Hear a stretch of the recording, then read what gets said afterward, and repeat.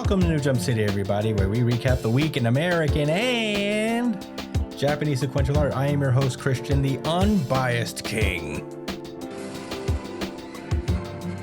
Espinal, and joining me through Discord, it is Wrong Burgundy. Go fuck yourself, San Diego. Oh, you're muted, Josh. You're muted, Josh.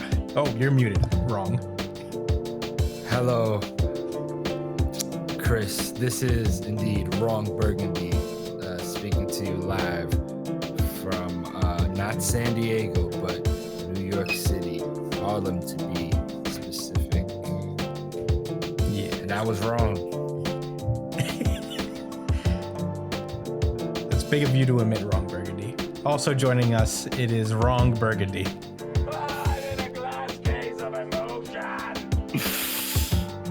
Yeah. Hey guys, it's me, Wrong Burgundy here. Wrong Burgundy 2 to be precise. Yes. Well, welcome to the show, everybody. Very excited to be here. We're back in video format. Very excited to be back for this special episode. And I'm very excited. Let's get into plugs. Let's not waste any time, guys. Let's get into plugs. You can find me at the Chris Espinal on Twitter and Instagram. Wrong Burgundy #1. Where can they find you? I can't believe we did this on the first video. So bad. Wow, the timing could not be any fucking worse. I didn't even think about it. It didn't dawn on me. But you can find me at I'm so stunned. At JD Cole_37. That's on Instagram, and at New Jump City Josh. That's on Twitter and TikTok. Oh yeah, it's okay, Wrong Burgundy. It's fine. Where can they find you, Wrong Burgundy too? You can find me at b.esp on both Instagram and Twitter. And if you ever want to catch me when I'm streaming, you can find me at twitch.tv/itspunchline. Oh yeah, you can follow the show itself at New Jump City on Twitter, Instagram, and TikTok. Please be sure to do that. And why don't you you can email us at newjumpcitypod@gmail.com with any questions, suggestions, anything you guys want us to talk about, and we'll talk about it on the pre-show chat show that we do every week. We did one this week. Very excited to do so. And yeah, please do check that out. You could also subscribe to us on YouTube again, and we'll have full episodes in video format. Very excited for that. Good to be back. Woohoo! Yeah! Come on, boys. Let's get excited in here. Yeah! Come on! Yeah! We're back. Yes. So please hit us up on that. And subscribe on YouTube, subscribe everywhere. If you prefer the audio-only podcast, we're obviously putting up the audio versions everywhere you listen to podcasts. You know, we are on Apple Podcasts, Spotify, Castbox, Pocket Casts. You know, these burgeoning podcast platforms. We're on those. So check us out on any of those platforms. And yeah, let's not waste any time. Let's get into the show itself. Sorry, I'm setting something up. Here we go. One Piece. This is One Piece chapter 1133, Nice Things. Last we left off with One Piece, the Straw Hats have finally reunited on Elbaf proper. They are on the Sunland, which is like the second tier of the 3-tier island known as Elbaf. And everybody's just excited to see each other. We've reunited all the characters, and we're opening this chapter with a flashback to Robin's past, just to remind us of how sad her life has been up to this point. And we see that Spandan, that's his dad's name, right? Spandam? Spandine. It's Spandine. We see that his Spandime was the one who's been spreading the rumors that fucking Robin destroyed all of the Navy vessels that Saul had ended up destroying at some point. And so, you know, we follow her life just being chased, as we all know. And we cut back to the present day in Elbaf. Everybody's together. We see the new giant pirates flying in on a Svar. I think that's how you pronounce it. They're coming in. The new giant pirates are all together now, and they're reuniting with the Straw Hats. Hadruddin is basking in the glory of his captain being an emperor now. Very exciting stuff. And he introduces them formally to the rest of his crew, Brodo not included because he is currently crucified right now. As the Straw Hats prepare to party with the Giants. But Robin is already just on her way to go see Saul. She tells Luffy that she's going to do so, and Luffy tags along with her, along with the rest of the crew. Everybody ends up going. And because, Luffy goes because he wants to give his proper respects to Saul. After all, he is the one that, rescued Robin when she was young. So as a captain, he feels a duty to pay his respects properly. And that's exciting. We learned that in his time on Elbaf, Saul has been on this island teaching people about history. And he is in the Owl Library. That's where he primarily resides. Nice. And once they get there, they're just like wondering where he is. Luffy's of course going to hog the moment and just run over and meet him. They just kick the door down. As his usual self is wont to do. And Robin is, they hold him back because it's Robin's moment. That's when another giant comes in, and, we've seen this before, a giant worried that Saul has fallen and cannot get up. So they're just like, are you kidding me? We just got here. Chopper immediately springs into action to try and, help his patient, that being Saul. But Robin knows what's up. They see Saul that he looks to be washed up on the ocean, much like how Robin found him when they first met. And they kind of repeat that old, the way they first met. Robin walks up to him and he wakes up and goes, rah, trying to scare her, I guess. And Robin just smiles. And it's a nice little reunion. Saul is crying and just like, oh my God, you're just like Ulfi. You've grown up. We see that Saul has got scars all over his body. He's also missing his foot. He's got a peg leg now. What else? What else? What did I miss? What else he's got? Wait a second. No, he has both of his eyes. Oda said that he was going to introduce somebody with a peg leg. Well, he said a peg leg and an eye patch. He has a burn mark on his face.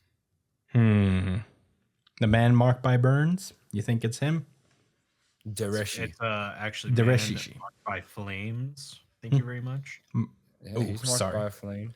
He is marked by flames. We do find out that Saul managed to escape because the flames of Ohara melted the ice he was encased in due to the Buster Call. So, good for Saul. I mean, Yeah, he was rescued by the flames of genocide. Yeah. Hey, Good job, Saul. You made it. Yikes. Yeah, it's rough, but it's the truth. He looks like Mr. Hyde. Mr. Hyde? From what? From Dr. Jekyll. Yes. I don't even know what he looks like. I remember. You ever seen Van Helsing? No, actually. No, never seen that. Oh, that's a pretty dope movie. Damn. The reference is lost on me. Because Mr. Hyde, he's the Beast version, and he has a top hat. So it kind of reminds me of Saul. Oh. Yeah, I have no idea. Well, he doesn't have a top hat. This is like a little cowboy hat he has on. Yeah, Same thing. Top hat, cowboy hat. It's close. Just another thing wrong Burgundy is wrong about. He's gonna rub it all fucking episode, isn't he? Go fuck yourself, San Diego. When they wrote that down. Why did he read that? Oh, I mean, I'm gonna watch that movie after we It's so good. this. But anyway, so yeah, they're catching up. Saul is recounting his perspective of Vegapunk, telling the world the truth. And, he's like, he can't speak on good and evil, but, his sacrifice here made great strides for the future. And Robin is quick to point out, is like, hey, you sacrificed too. And she's like, does it hurt? And this is where Saul explains that he was melted by the flames on Ohara and managed to escape. And over the years, he's been pissed about what people have been saying about her. But Robin is like, let's not even talk about all that. It's about positive vibes. Finally, we're reunited. Let's talk about the good things about how I survived. And, they just like break down into tears and crying and, just missing each other. And, the chapter ends with, Robin crying in his arms and saying like, I missed you so much, Saul. The rest of the Straw Hats, except for Luffy, Zoro, and Jinbei, all start crying as well at the scene. Luffy has just got a big old smile on his face. And, it's pretty much the end of the chapter. Wrong Burgundy, what did you think about One Piece chapter 1133? Go fuck yourself, San Diego. Yeah, thanks, Chris. So I think this was a heartfelt reunion. Very nice, especially for those who have, read One Piece a few times, or like maybe just recently started like getting into One Piece and, getting past Water 7 and learning about her past. That's where we learned about Robin's past, right? During the Enies Lobby. Yeah. Mm-hmm. That was what a lot of people consider to be like peak One Piece. Mm-hmm. I don't agree with that. I don't think that's the majority opinion. Just a lot of people feel that way, and I'm not mad at that. It is the majority opinion, honestly. I think it is also the majority opinion. All right. Well, there was some classic moments, right? Okay. My favorite moment from that whole arc actually was Luffy's first fight against the door guy. And when he was about to power up and go gear, like show us like gear, I think 3. Yeah. He just falls over. Yeah. Bluno. Yeah. I remember reading that shit and laughing so hard. Yeah, he couldn't take it anymore. Yeah. Anyway, yeah, long time coming. Like I said, Saul looks like Mr. Hyde. You can't convince me otherwise. If you look up Google Images, look up Mr. Hyde Van Helsing, see what pops up. I'm looking it up right now. He has a top hat and a scar. It's awesome. And he has a bloody bloke accent. A Peaky Blinders accent. Yeah. He looks, I guess, in that he's a giant man with a hat. Yeah. That's enough, man. That's enough for me. I'm trying to see it. I don't know. I'll let you have it. So he was ex-Navy. He used to be part of the Navy. Yeah. He used to be a vice admiral. Vice admiral. Mm-hmm. Yep. Smoker's the vice admiral. Smoker is a vice admiral. You know who else is a vice admiral? Doberman. So watch your mouth. Remember him? Before you talk about vice admiral. Remember him? That's right. Josh does not remember Doberman. I definitely remember Doberman. Yep. You mean, are you sure? Okay, so what was his distinguishing feature? What is Doberman's distinguishing when you feature? Say distinguishing feature, he's Googling. What does that exactly mean? Hey, keep your eyes on the camera. No, don't stop. You said keep my eyes on the camera? Yeah, and don't put your hands up. Okay. Put your hands up. Put your hands up. Put your hands I only have one hand. Don't make fun of me. Don't stop. That's fucked lying. up. That's fucked up. Yeah, anyway, I know who Doberman is. He's a vice admiral, a veteran Marine officer. He was also one of the 5 vice admirals who led the Buster Call. What the fuck? This guy's an asshole. He is an asshole. I mean, I don't like the Navy in general, but wow, this guy sucks. He's also but I knew that scars. already. That's like his. Did he die? Feature. I don't think he died, but he definitely got headshot by this guy before he went out. By Saturn. Mm. Yeah. He got quick scoped. He went pew! So 360 no scoped. Because he was asking too many questions. He was like, all right, man, you're not sucking my dick right now. You're going to die. Okay. Well, I mean, he deserved to die after saying okay to that genocide. You say no to that. Yeah. Here at New Jump City. So, yeah, Vice Admiral Doberman, classic One Piece character. And Saul is also a classic, and I'm happy to see him. Mm-hmm. Wrong Burgundy, what were your thoughts? I'm in a glass case of emotion. This was a pretty good chapter. Honestly, the most important thing I want to talk about is I hope that Robin keeps this haircut for the rest of the series. I'm sure she will. Because she just looks so much better with You don't like it? You don't like the bangs? Josh is out of here, Josh. Josh is not a fan of the bangs.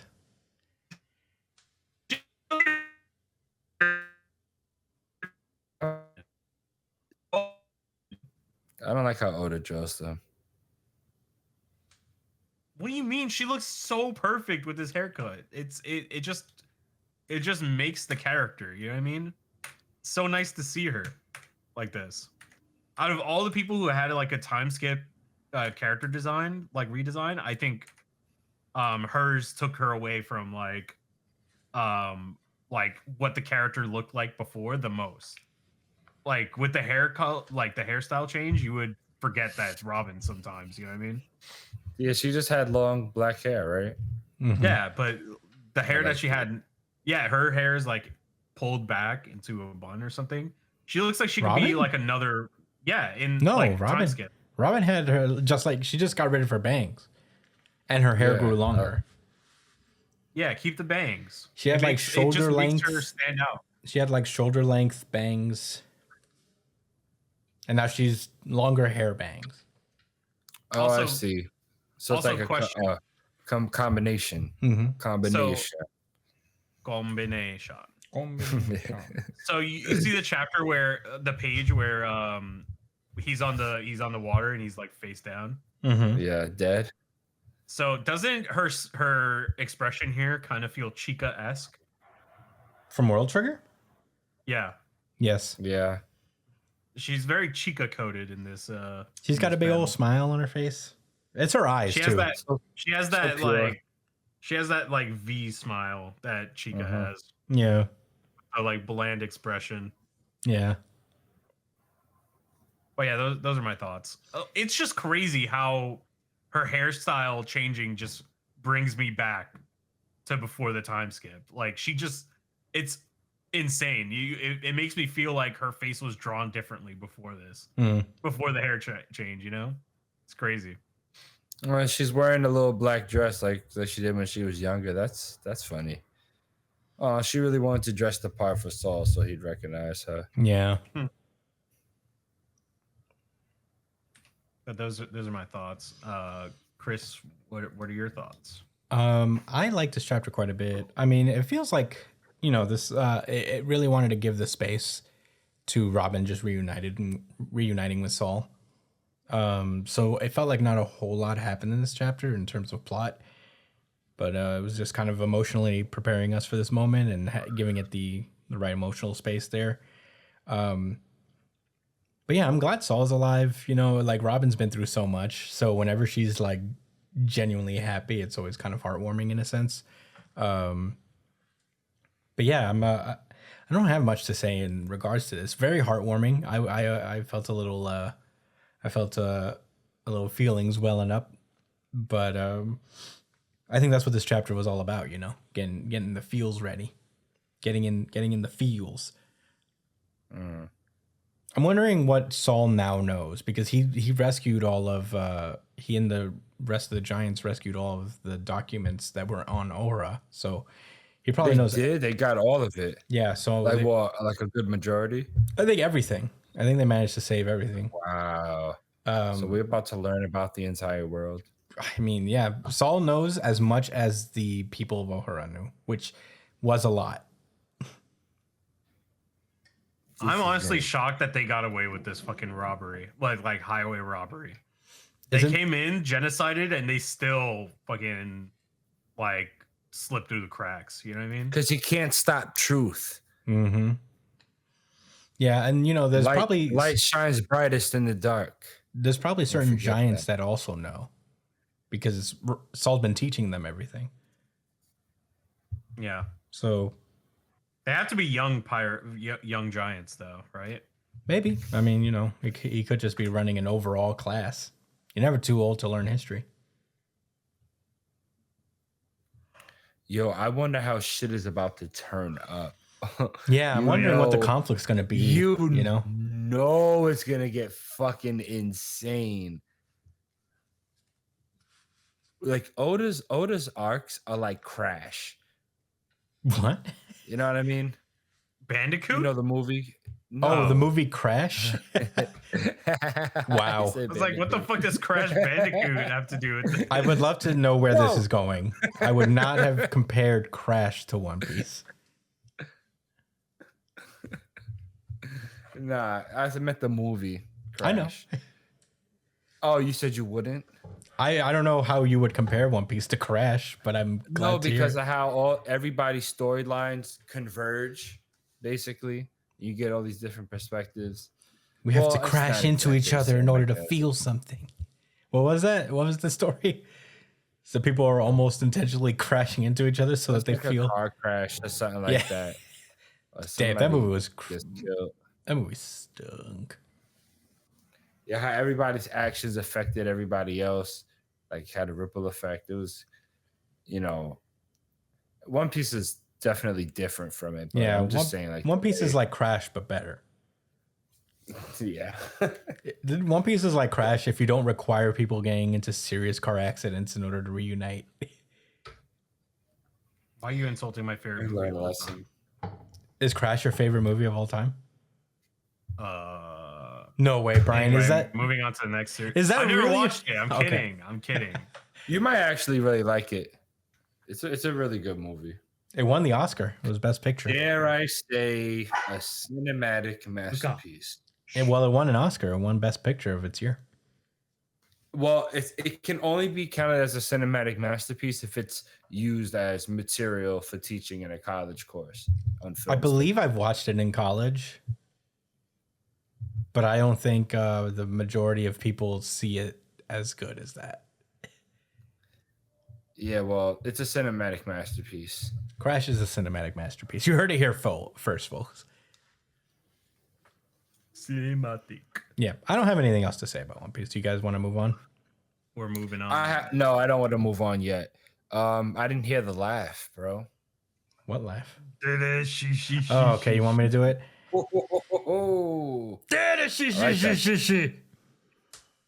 That. Do I have to watch the anime? I'm actually doing an impression of the anime. Chills. I think that's how Saul sounds. Oh shit! Was that good? Oh my god! Chills. I don't know what. Did you really get chills, or are you making fun of me? I think that was a good impression. I think Wrong Burgundy's going poggers right now. Wrong Burgundy, was that a good impression? Yeah, no, it was pretty good. Pretty good. Top tier. You're just trying not to embarrass me on our first video show. Anyway, we're moving on. All right, moving on. We get any rebuttals? It feels weird to have such like a quick One Piece segment, but not much happened. Not much happened. And that's okay. That doesn't mean anything bad. It just means not much happened. It was more of an emotional impact than a plot-driven one, and I am here for it. OP falling off, y'all behind. Hey, watch your mouth. Protect your life. Protect your neck. All right. Well, let's move on. Bloody Sakamoto Days. This is This is Sakamoto Days, chapter 193, Tenkyu versus Shin. Big ol' action chapter now. We're in... So Shin and Tenkyu are fighting. They're doing cool shit. And this chapter starts off with Shin thinking to himself that his power can only be used once per person. And he's realizing that it probably won't work on Tenkyu again. That's when Tenkyu detaches the bow from the bowstring from the bow, and he swings it around, destroying a couple pipes behind Shin. Very fucking cool. Super, super cool. The bow is made out of adamantium. Actually. The bow is made out of adamantium. It must be.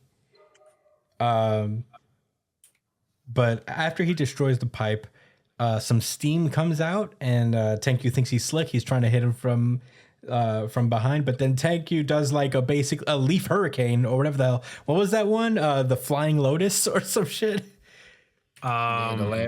Is the red line barrage or some shit like that? No, the thing that he does where he like comes down to the ground and kicks upward, up towards your jaw. I'm talking about Rock Lee. Yeah. Oh yeah, that's the primary lotus, isn't it? Is that primary lotus? You up and then spins. Rock Lee was the man, dude. We really fucked him over. He you know how hard you got to kick Sasuke's jaw? He set him flying. Damn. What an L. Yeah. Tenkyu is looking down on him as he gets his jaw rearranged from this kick, and Shin thinks to himself, like, whatever, I'll just use my other weapons. And Shin actually starts putting up a fight. He's like, boxing him out. He like axe kicks him into the ground. And he's like, now I'll break his neck. But Tenkyu's like, chill. And he uses, he like, I guess, swipes at the ground, creating debris because he hits it so hard. And, at that point, he realized that Shin couldn't dodge that. And he's like, don't tell me. And then he comes up and bats the shit out of Shin, and continues to create new debris on the ground. He destroys Shin's shins, and he realizes, like, I think I get it now. You're bad when it comes to highly random attacks. Ain't we all, huh? Yeah. I feel like that's everybody. But yeah, Shin is bleeding from his leg, and he's just like kind of wondering. He's like, oh my God, what am I going to do? And then he wills himself to move using his ESP powers, and he launches himself in the air right as Tenkyu is shooting him with his arrow. And Shin thinks to himself, like, if I think I can't move, I can overwrite my own thoughts, but I can only use it once. So, shit. So yeah, Shin lunges on Tenkyu, but he managed to dodge and hide himself. And he's like, I can't pick up his thoughts. He must be over 400 meters away. From that distance, your arrows won't reach me, Tenkyu. And that's when Tenkyu flips up his eye patch, and shock of all shocks, he has something underneath there. He basically, humanity. This motherfucker has a Byakugan down there, and he's like, haven't used this in a while. Yikes! With my left eye, I can see so well. It almost makes me woozy. And he twists his arrow in the bowstring, and then launches it, and it fucking zooms through Shin's shoulder. And Shin, as he's writhing in pain, I would imagine, is thinking to himself, is like, he wrapped the bowstring around his bow and arrow to make it fly faster and further. And he's like, between your ESP and my arrows, it looks like my range is better than yours. And that is where this chapter ends. Man, crazy. Wrong Burgundy. What do you think about Sakamoto Days chapter 193? Go fuck yourself, San Diego. This was probably my second favorite chapter of the week. I agree. Man, Tenkyu is the real deal. He just figured out, like, you know, I can like I'm safe enough from a distance. He's clearly much faster than Shen, from what I can see. And he just said, "Yeah, you know what? I'm just gonna snipe you from long range with my adamantium vibranium hybrid bow." So I do like Shen's development. I love the concept of him having rules with his abilities Mm-hmm. because it sounds like Hunter x Hunter. No, it just adds more depth to the abilities, you know. Like, and how it'll help him realize like the tools he has at his disposal. I think this arc for Shin, as far as like training goes or leveling up, is probably more about understanding how to more efficiently use the abilities he already has rather than come with, you know, like develop something brand new. I do think there's a chance for that happening, like definitely in the future, if not in this arc. But I'd be fine if that was the case. That's a fine form of development. But yeah, I didn't guess that this guy would have a Senrigan. Yakugan. I wanted to use a different Gan. Yeah, different gun. Jutsu I, you know. It's not crazy though. It just helps him see a little bit further. Yep. So, Hmm. all right. Those are my thoughts. Wrong Burgundy. What were your thoughts? I'm in a glass case of emotion. So the art for this chapter, stunning, stellar. The action, stunning, stellar. But I still can't get behind it, man. I just Oh my can't. god. I just can't give up. Listen, read this chapter without the context that they're in a prison. Would you think they're in a prison? No. Tell me, be honest. Yes, exactly. But I figured it out. When I read this chapter, I figured out the problem. Every setting for a fight in Sakamoto Days before this, you knew where they were fighting. The environment is a character in the series. You know what I mean? Yeah. Like the fucking museum. The fucking when she brings the car through the fucking wall, the truck. Remember that? When the magnet lady whoosh, brought that shit in? Remember when they're fighting inside the fucking amusement park? They're punching through the walls. In the background, you see the fucking, cause like the whole carnival going on. Come on. Mhm. And now we're this. Like, I get it. Like, it's such a good fight, but it's not doing what Sakamoto does best. And maybe this is on purpose to like show that Shin isn't like fucking around or something, or Shin is focusing solely on himself. Maybe that's my only like guesstimate for why this fight, no matter how, even though it looks really good and the art is so fucking great, it just doesn't feel as creative as other fights in the series. It just feels kind of, yeah, here we are, cool fight moment. All right, let's move on. You know what I mean? That's just what it feels like to me. Hmm. It looks cool, but I feel like the prison aspect of this arc has been taken away since they fought the warden. And I feel like that's a huge missed opportunity for this arc. Because like the prison fight with the warden was so fucking cool. It was my favorite fight in the arc so far. So I don't know. I just can't. I want to get behind it so bad, but I just can't. It's just not doing it for me. It's too lazy. Sakamoto Days. It's too lazy. No. It looks cool. It looks fucking cool, but you can't just look cool, Sakamoto. Sakamoto has never just looked cool. It's done. That's- Oh, that's so fucking sick moments with the world. You know what I mean? Hmm. It's just I've never seen Sakamoto use blank space so often in a fight. Well, they're using the environment somewhat. I mean, Tenkyu's using the environment to create random Yeah, attacks and but stuff. the environment doesn't matter like the way that they're using it. Hmm. What? He slung his bow into pipes. That's cool. That's prison. Prisons have pipes, guys. Prisons have pipes. Well, you know what? It's Sakamoto who uses his environment more than anybody. To be fair, Shin also uses environment, but he doesn't use like random shit. You know what I mean? That's Sakamoto's thing, is that he uses random shit. But Shin's thing is that he'll use the world around him to his advantage. In every fight, think about it. The fucking sports fight with the guy. He fought him inside of a fountain and sumo wrestled him. Remember? That's not sumo wrestling. That's not sumo wrestling like specific. A fountain. Yeah, but he used the environment. Like, I'm pretty sure he used the environment to his advantage there. When they were doing that whole fucking plane shit, bro, the fucking plane fight. Come on. You gonna tell me that's not environmental shit? Skydiving, fighting in the air, and then they're fucking swinging through branches and trees and shit. Come on. And then we got this. I'm telling you, there's something going on here. This isn't Sakamoto.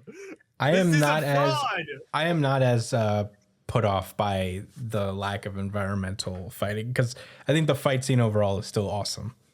Come on, the assassin school arc when the dude is like falling down the fucking stairs with the weapon. Come on, man. This isn't Sakamoto. I'm on to you. I am not gonna listen.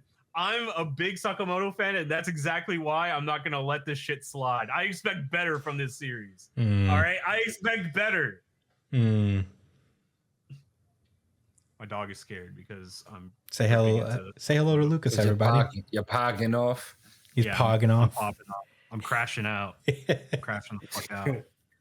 But yeah, that was some piercing criticism. Yeah, that's hey, listen, somebody has to say it. Somebody has to say it. You guys are slacking off. You're letting them get away with this. You know what?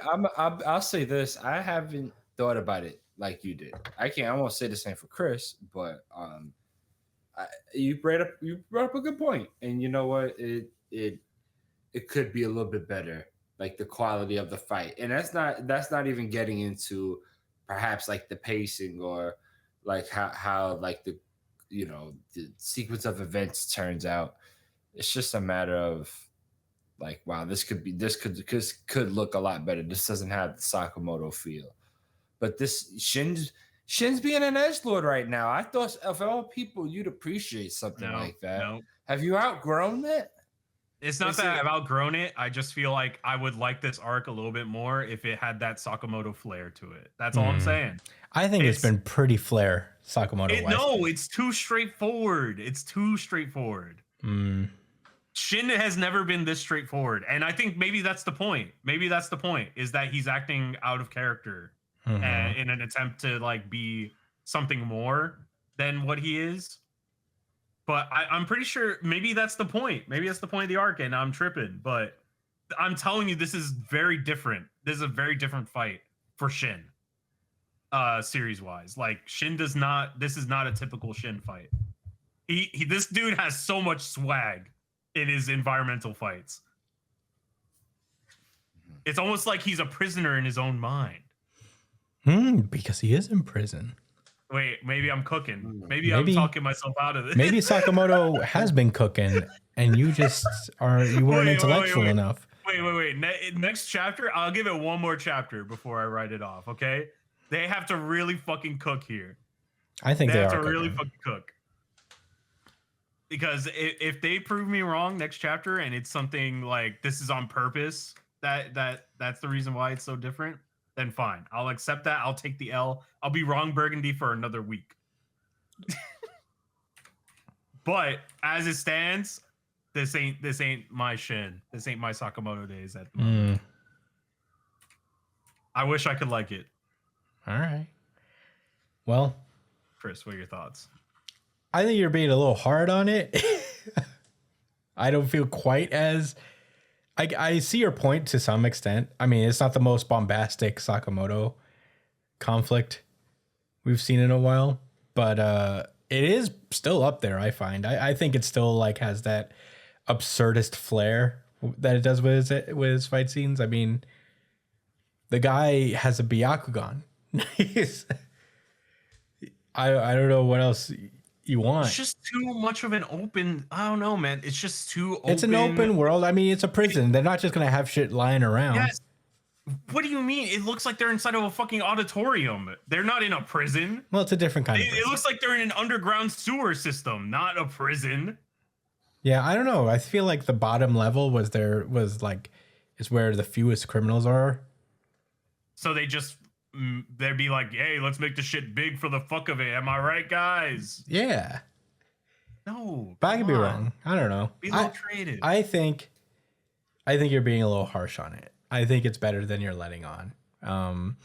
What if there were like a bunch of like obstacles in the way here? Like the reason why there's so much space here is because there's a bunch of traps. So that if prisoners break out, they run into these traps. Well, and they there die. are traps, right? Like that guy. Like, oh wait, that was his traps though, I guess.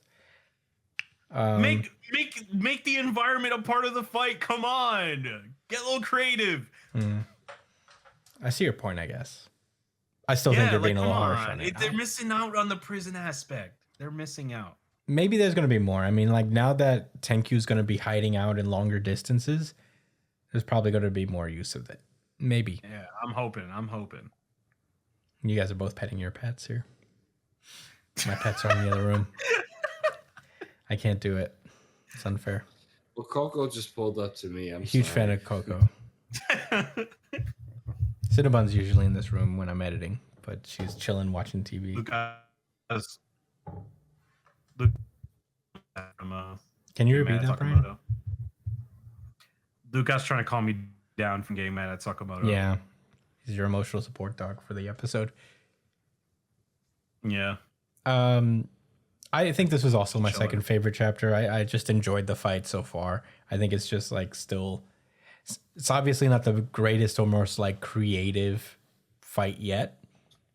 We'll see. I mean, there's still more time, but I'm enjoying it. I'm also excited to see if Heisuke ends up fighting Torres. I think that'll be interesting because Heisuke doesn't have his sniper rifle with him, so it's just him and his gun. Ooh. You're not into it? Whack. You don't like anything about this arc, huh? Whack. Damn. That's supposed to be Sakamoto's fight. Whack. Wrong. Damn, Brian. No, it should be Heisuke against this fucking archer fuck. Because he's a sniper. Yeah, but that's too easy. Too easy?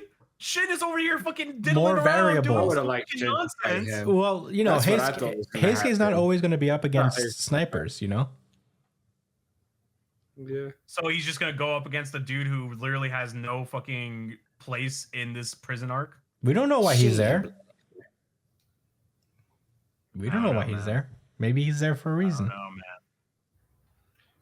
Hey, listen, this they can always prove me wrong. I'm I always think they open to will. being wrong. I think they will. I believe it's Sakamoto Days. I haven't lost all faith like some people. I haven't lost faith. I'm open to being wrong. I just feel there has to be a reason why. Oh, I know you're open to being wrong. I'm in a glass case of emotion. Fuck you. On to the next one. Yeah, I mean, that's all I got to say. I mean, it was a big action chapter, but I enjoyed it. I'm ready to move on if you guys are. Yeah. All right. Tell that pussycat girl me know what. Kagurabachi. And with that, I'm going to toss this one over to Josh, right? Yes. I am feeling a lot better. Well, actually, no, you were wrong. You're not passing it to Josh. You're passing it to Wrong Burgundy. You're right. Because this is Wrong Burgundy speaking. Wow. You know what? Who's wrong, Burgundy now? I do respect you keeping your word and keep it honoring the deal. So thank you, Ron. That's the only thing that makes, that's how we keep it fun around here. We're in a We have to society, honor these little deals. You're a man of your word, Wrong Burgundy. Thanks. Well, anyway, being wrong and all, this is Kagurabachi, chapter number 60, Resurrection, alternate title. Josh and Brian were very wrong. That's right. Okay. So last week we got all but you know, like a 99.9% confirmation that we were wrong. That and in a way that none of us could have expected. Samura's betrayal. Yeah. So yeah, needless to say, the stakes are at an all-time high. He has killed Uraha. He has seriously injured Chihiro's physical and mental state. And yeah, he passed on Uraha's sword to the Kamunabi. She's looking dire right now. So this week we cut to the Kuminabi headquarters. November 10th at 3:14 a.m. Why? I don't know. I hope that matters. I hope the time matters. So the top brass at the Kuminabi are basically talking about the aftermath of what just happened. They are completely stunned that Samura betrayed them, as are we. We learned that Hakuri, the sorcerer that tried as hard as he could, but essentially sealed the fate of Uraha single-handedly by giving Samura his sword. He had a last-ditch effort bringing Chihiro to face what Samura did, only to see him get slashed. So he's also in a really bad state too. More about that a little bit later. Oh, actually, no, not later, because we see that his neural pathways that govern sorcery are damaged. So he might not be able to use his Nen like Gon for a little while, unfortunately. But maybe he'll be back, you know? There's no way that could be it for Hakuri and his powers. So they go on to talk about the seal on the what's this? The Shinuchi, you know, the super duper powerful sword. It's about 3/5 of the way complete. It's going steady.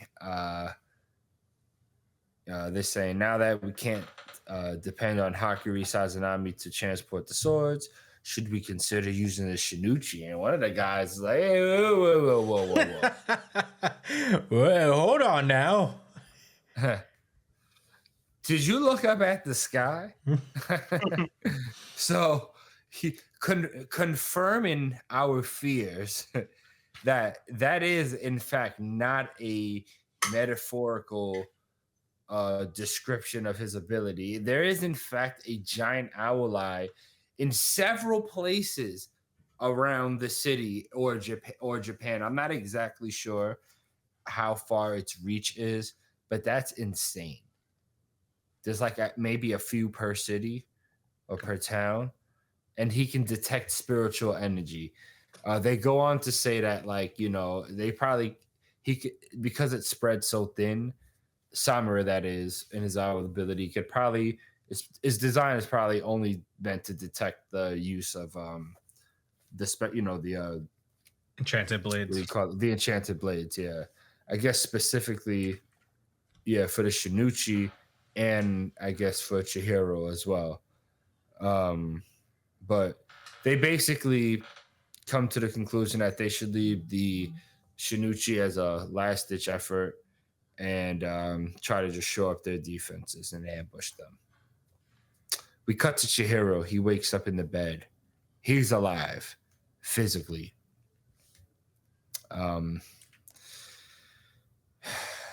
Your boy is at his bedside, the one that teleports. Shiba. Is Shiba. He's like, how you feeling, Chihiro? I know I wasn't there, but I came at the end, all right? And there's no making sense of it. How you feeling, though, bro? And, you know, he's just like, bro, like, I'm hurt. I'm fucked up. My mentor that I looked up to, that was my dad's friend, like, for sure. Like, I didn't have to ask. I seen it with my own eyes, and he cut down Uraha. He cut him down, and then he sliced me. And Mr. Shiba's like, and he's like, I nearly died. And he was like, nah, you did die. You were definitely flatlined for a little while. Yeah. You He were said, yeah, you legally dead. flatlined. He said, but several minutes after your death, the gash to your lungs and liver healed and the wound closed. You've lost some blood, but other than that, your body's almost totally restored. It's either an insane miracle or, and then before he gets to finish, Chihiro realizes that his eternal contract's broken. And What does that mean again? Where's It means he can't use So- N10 at the moment. Like N10 is a free agent, basically. yeah. But how did that save him from dying? I That think it didn't was save him something from in. dying. My guess is that something in Samura's power, like, killed him for a little bit, enough to sever his connection with N10, and then healed him. I think that's what we're supposed to be getting out of this. Oh. Yeah, that's exactly what's said on the next page, actually. Oh shit! Hell yeah! Yeah. Actually, it's he's, been confirmed immediately. Shiba goes on to say essentially what you said. He says, I think Samura deliberately planned your revival. And he's like, you know, probably with Topamune's power. He can't say for sure. And then Chihiro starts to get a little bit of hope, just like going with Kite, actually. And he's like, wait, so you think maybe Uraha's not actually dead? Like he just did that to like sever the contract? And he was like, nah, bro. Nah, he definitely killed Ura. Yeah, like we contacted the morgue and they performed the autopsy on him and everything already. He's dead. All right. Well, you know, I definitely skipped ahead because before he actually confirms about what happened with the Uraha, she was trying to like convince him, like, yo, like I think he was trying to give you a second chance, you know, like to not be a contracted swordsman, to be someone that has to be in the line of his, like, you know, fire, I guess. And he's just like, damn, like, why would he leave me alive and kill Uraha? Like, and then Chihiro's like, yo, like, what's the terrible thing my father and those guys? And then Chihiro, is right as she was about to try to answer him, the little ninja guy pulls up the, I guess, one of the people that Mini Samura. The one of the Hitsugaya of people that this was with series. Samura. Yes. Big Hitsugaya. Wow, you're vibes. absolutely right. Hell yeah. He's like, yeah, nice to meet you. It's like, I'm the head of the Masumi Ninja Clan. We were Mr. Samu's guard for 3 years. So we was totally baffled. You know, we were knocked out before we could react. You know, as guards, we're fired. Yeah, we know, bro. He fired you before he even did that. You failed before you got knocked out. And he's like, yo, did you hear about your friend? She was like, yeah, Haku. He says, all right. And he's like, nah, like he woke up blaming himself for Mr. Uraha's death, which I'm not gonna lie.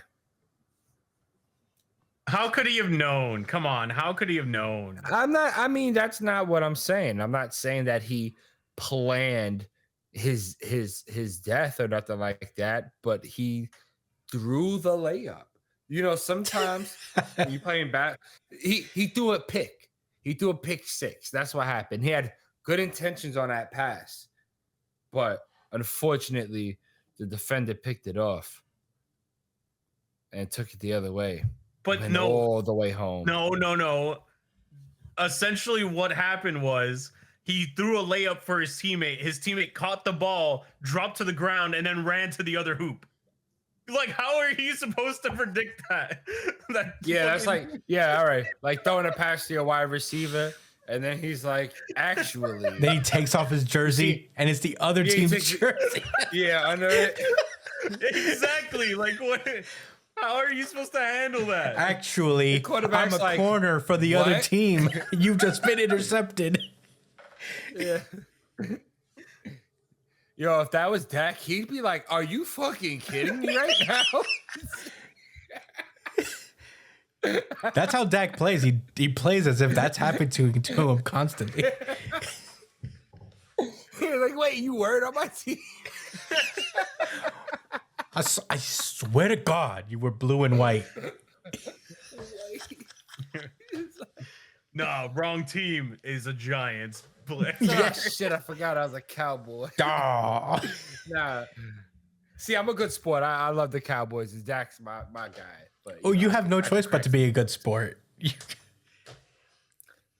guys are probably losing the Bengals right now as we're recording this. Last time I checked, we was winning. Damn. Yeah.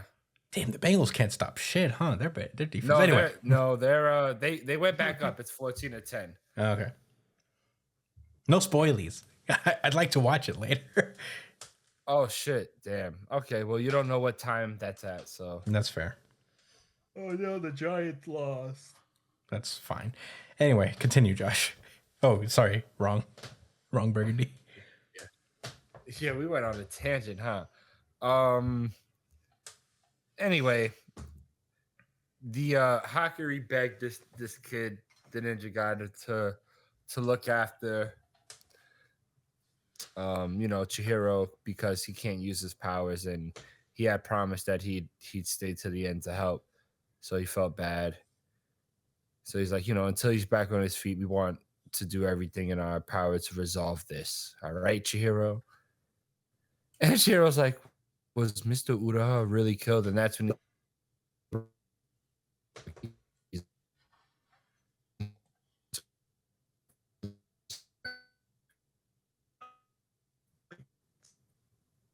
yeah, we're almost there. We're real close. Actually, kind of. Yeah, we're close. So, anyway, Chihiro basically resolves like the situation is that like Chihiro's like, listen, man, I done already put in a lot of work. Like I can't quit. Like I done killed a lot of people. I done made all these moves. I can't just fucking stop now. Like Mr. Shiba, with all due respect, I understand that you're scared for my life and that, because there was a point that Shiba made that like he couldn't protect him that time. He was too late. And so there's no guarantee he could protect him again. You know what I'm saying? Like the next time either. Chihiro's like, it is what it is, man. I'm gonna keep pushing forward. And Mr. Shiba's he tells Mr. Shiba, I won't die again. And he says, I'll hold you to that. So yeah, we cut back to the Kumanabi talking like in terms of fighting power, Samura is a greater threat than the Hishaku. Oh, interesting. Then we should be assembling a force to contend with Samura. And they're like, oh, like, do we have enough people? He's like, oh, one person came back to life. Plus, sorry. Yeah, he trails off there. I'm cutting ahead. Yeah, he does trail off. You're right. So we hear some people talking. They're like, oh, your coat's in tatters. You want to use this? And they're like, this is the Masumi's official uniform. Ninja attire. So we see a bunch of ninja weapons and people putting on black gloves and suits. Is that ninja attire? Yeah, I guess so. We cut back to one of the Kumanabi guys. He's like, with the ability to conceal their every sound and scent, they were the only force that could fight alongside Samura. By the same token, they have the potential to be Samura's greatest nemesis. And we cut to see the three ninja former bodyguards of Samura plus Chihiro pop out with some swag. I'm sorry, Kagurabachi! Yeah, some swag like SWEG, not an A. Swig? Swag suits. And the smallest guy hits a guy that says, let's get fired up. And Despite Chihiro's the ready fact to that die I'm for dressed it. to the nines, I'm still packing heat, and I'm gonna pull out my weapon. Mm-hmm. And that was the end of the chapter. Chihiro's got two swords. Interesting. Yeah. Okay. Maybe he's not going to use a enchanted blade. No, I mean he wrong burgundy. He also had a when he would fight, he had like a non-powered blade with him. He always had like two swords. One of them was just like a short blade.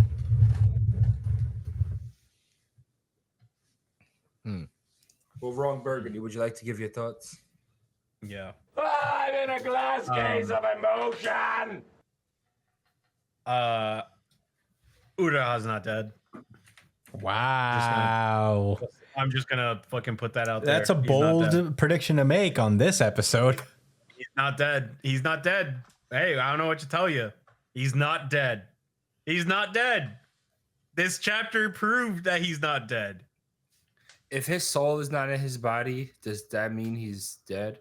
I Or think he's there's still some technically fucking alive? loophole. I think there's some fucking loophole that's gonna happen here, and Uruha's not dead. This is because they don't say that he's dead. They don't say that he's dead. They do indeed don't say that he's dead. This is fucking. This is Kugisaki all over again. That's what I was thinking. He's not dead. He's not dead. That's all. This chapter proved it. He fucked up. You son of a fact that bitch. You fucked up. The fact that this news is coming from Shiba of all people too, that makes it even less reliable. Because this dude is for sure sneaking some shit around. His motives just make no sense at this moment. You know, like he's like, oh man, hey, you should probably stop, but I'm not gonna stop you. You should probably stop, but I'm not gonna stop you. Uruha's might be dead, but hey, I don't know.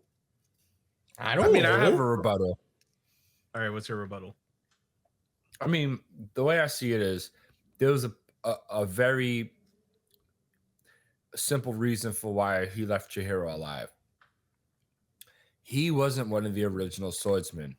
There was something that the swordsman done in the past that Summer believes they should all pay for and die. Chihiro wasn't, again, one of them. So I think Uruha is really dead. We have to learn about what happened. That's what I think. Oh man, this is tough because when I first read this, I'm inclined to agree with Wrong Burgundy too.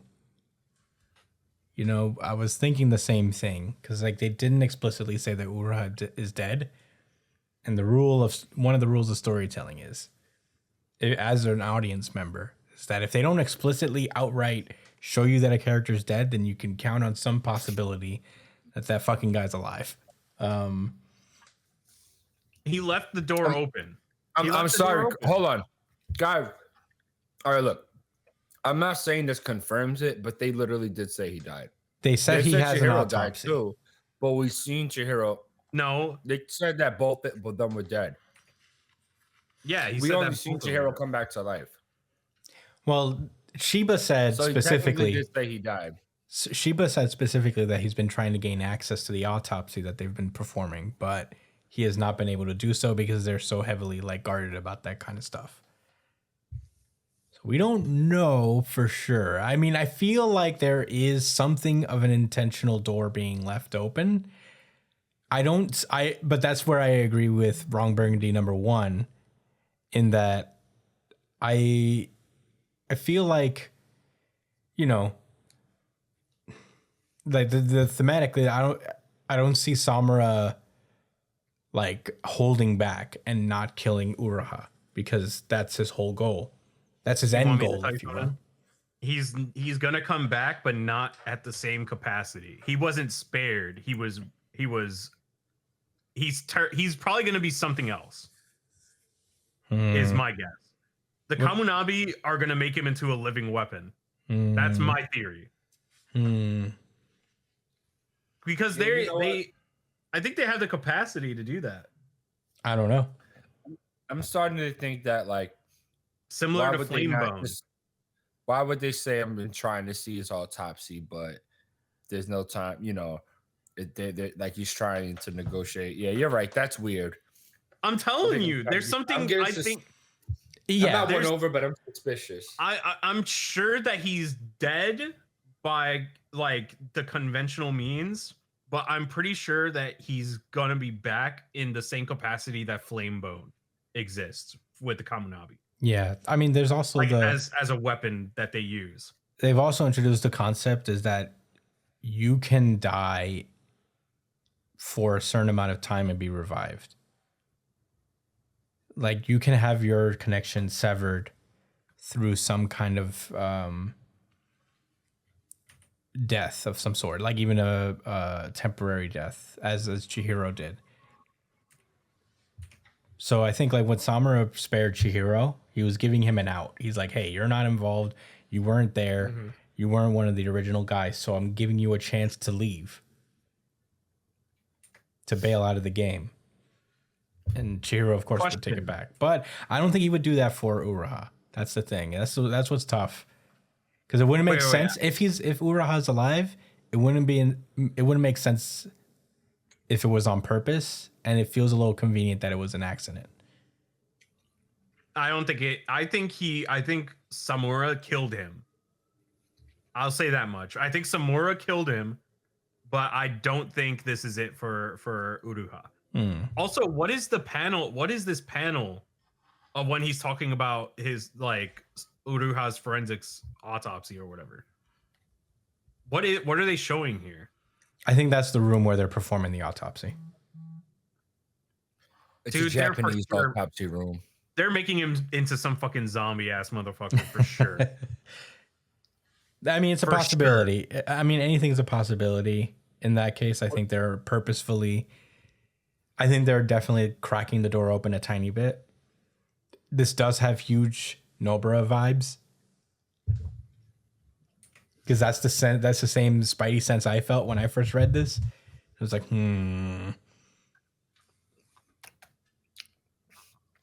still annoyed about Nobara. Well, but yeah, the final page of this chapter had me fucking hype as fuck. RGC. Yeah, I would say this is also my RGC. What about you, Wrong Burgundy #1? No, wow. So this is me and Wrong Burgundy #2's RGC. Certified RGC. Certified RGC. Certified RGC. Yeah, they're just dressed to the nines. Yeah, and they're gonna pull out their weapon. I'm a big fan of people with swords and suits and ties. I don't know. There's something about that just has so much. Bakuno. I don't think that was Bakuno didn't have that. They didn't have swords. But it's just a cool ass fucking aesthetic. Ninjas with suits and ties. Like, come on, that's so cool. Yeah. This is our ninja attire. But yeah, those are my thoughts. No, not Wrong Burgundy. Chris, what are your thoughts? Yeah, there are people who probably are watching this episode and understanding why you guys are Wrong Burgundy #1 and 2. And I feel like we need to give context. I believe that I was wronged on a high level. I was disrespected by my teammates here. I remember. Oh wow. Oh yeah. Disrespected. I was told by Wrong Burgundy #1 that I didn't know my shonen tropes. He told me he was disappointed in me. Damn. That's what he said on the podcast. I didn't say that though. Wrong Burgundy #1 definitely said that. Yeah, Wrong Burgundy 1. Listen, Wrong Burgundy 1. These guys had the nerve to look me in the eye and be like, Samura's gonna die right here, right now. No way. No way, Jose. Now, it didn't happen the way I thought it would happen. But none of us thought it would. Nope. But you know what? Down. That's the spice of life, you know. That's why you don't make crazy assertions up front, you know? Fair. Crazy assertions, I was told. And you know, can do it for sport. I don't know what happened. Sometimes you just want to grab your nuts. You know what I'm saying? Hey, I'll tell you this. Make that bold. This is what happened. I started to feel a little power after Josh and Brian, not Josh and Brian, Wrong Burgundy's 1 and 2 disrespected me in such a way. And I could feel like my Nen nodes activating, and it allowed me to conjure this laptop so that we would have our first video episode. Wow. Land here Chris is a conjurer. I'm a conjurer now. That's wild. My ability's name is Chris's laptop. And Not very unbiased of you, I gotta say. I was not biased at all. I applied my unobjective lens into the situation and saw that Samura would survive, and thus he did. That being said, the last few chapters, including this one, have been so good. Kagurabachi is really coming into its own. It's already had like a really good start, but now I feel like it's kind of settling into a really good pace here. I don't know what's going to happen next. I don't know what their next goal is. It'd be crazy. It feels crazy to assume that they are just going to dive straight into fighting Samura right here, right now. I hope not. But I can't imagine that's the case. That's my dog Lucas, by the way, if you're just listening on the podcast. Brian's dog sitting.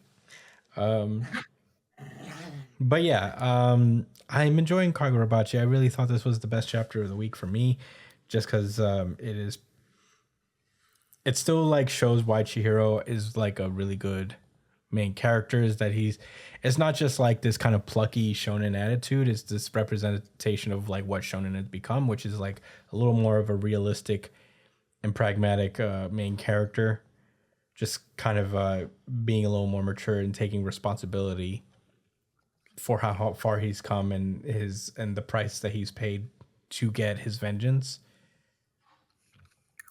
and just realizes like I can't stop now, not because I'm just like this optimistic guy who can't give up, but because I've come this far and I've done so much that it would be all in vain if I stopped here. So I'm very curious to see how this turns out, and I'm very excited to see what the ninjas can do.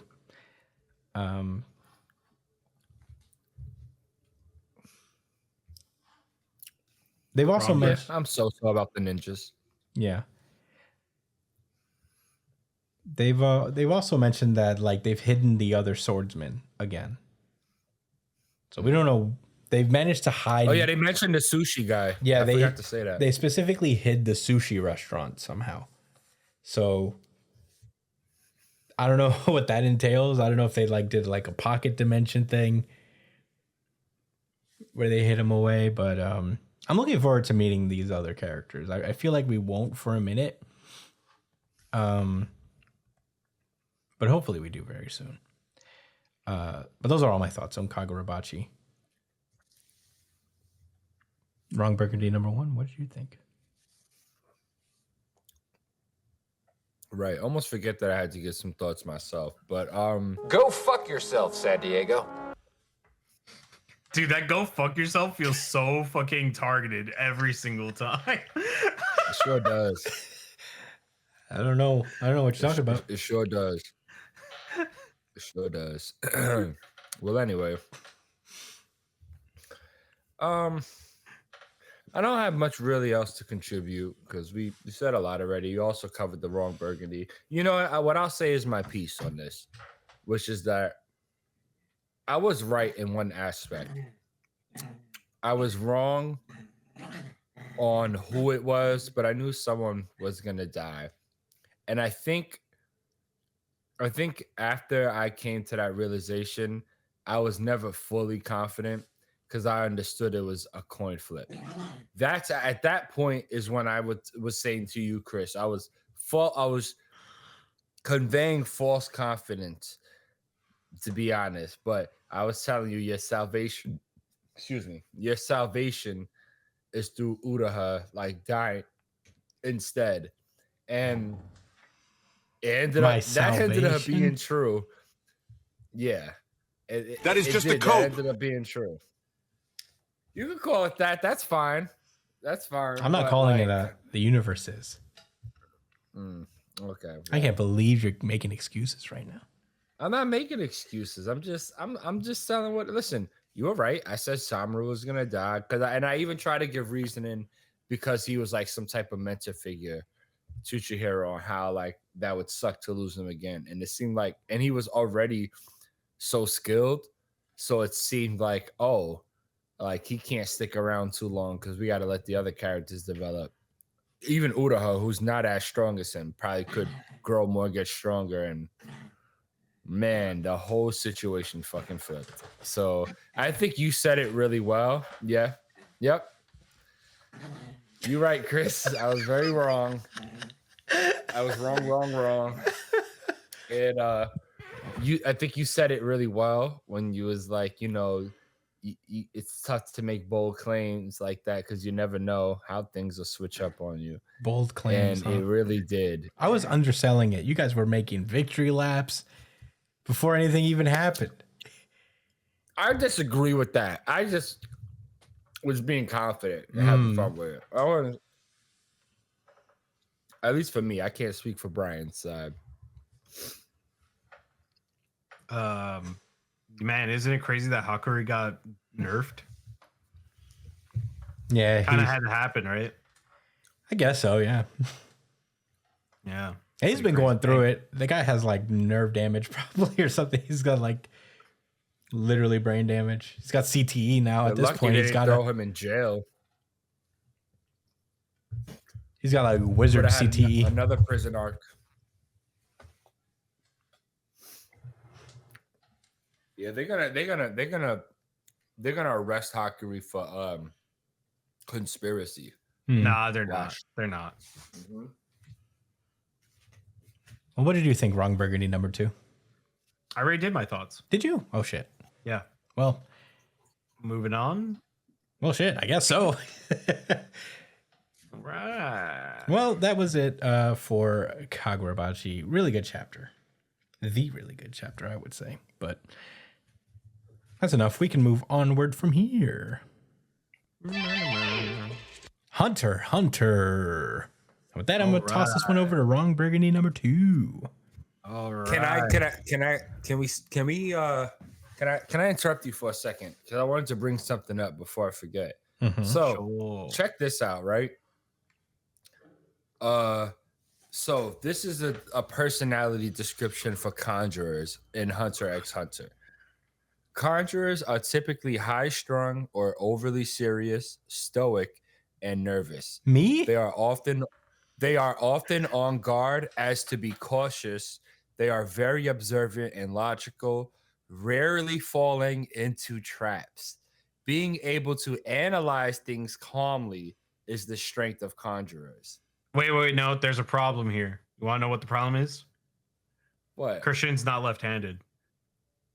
You don't need to be left-handed to be. Yeah, you do. It's a common tell for conjurers, according to whatever the guy's name is. Well, Chris is a special conjurer. And you know, they say manipulators and conjurers have like the highest likeliness to actually turn out being specialists. Is that true? Well, they're closest on the chart. Because they said a lot of the time manipulators or conjurers end up, thinking that they're one way or the other, and realize they're actually just like a specialist. That's exactly what happened with Kurapika. Actually, yeah, that's what I was thinking. Isn't Kurapika a conjurer? Yeah, but when he goes into Emperor time, that's specialist. Well, yeah, but he was a conjurer originally. But that's like a race buff. It's like having the Sharingan, you know? Yeah, I mean, the way it functions for Kurapika is like very handy, I guess. But generally speaking, like Hisoka made that comment, I believe, like during the Heavens Arena, saying that there's, maybe it was during Greed Island with Biscuit.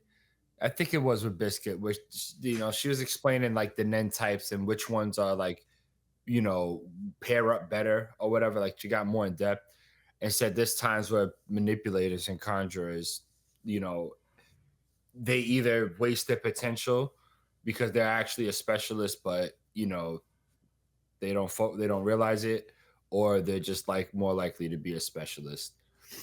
But anyway, yeah, so it's cool. Conjurers are interesting. Yeah. You are a conjurer. How do you feel about that? I feel pretty good. Conjurers are cool. Yeah, I've had an idea for a while. I think Brian already said something, but on a pre-show, we should all develop Ahatsu for ourselves. Yeah, And try to get as detailed as possible with I it, agree. as far as you want to take it. I'm here for that. We gotta randomly draw. We gotta do some kind of like one of them personality tests online and figure out which ones that we're under for real, and then make abilities based off of that. That'd be fun on the pre-chat show. That's what I'm saying. Yeah, on the we could do that in person. Yeah, we could talk. We could talk about this. We could see what it says for each person and then determine it between ourselves. So watch the pre-show chat show if you guys are into it. Yeah. On to Hunter Hunter. So the chapter picks up again after the crazy cliffhanger that happened last chapter. Borkson said yes. Why? Morena begins the chapter by like giving her a final chance to be like, yo, you sure, pal? And Borkson goes, yeah, that's good. But inside she's like, no.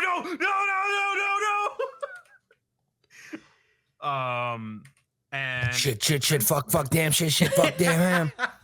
Fuck. And it is revealed to us that Borkson cheated. And F in the chat.